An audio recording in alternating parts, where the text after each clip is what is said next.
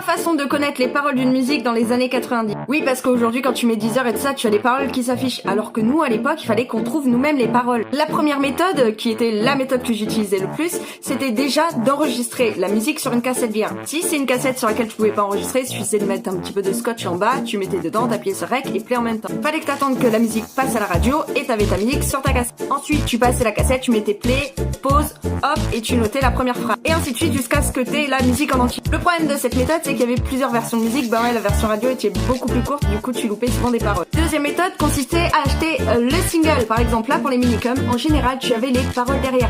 Et c'était pareil pour les CD de l'époque. À l'intérieur, dans les livrets, t'avais les paroles des chansons.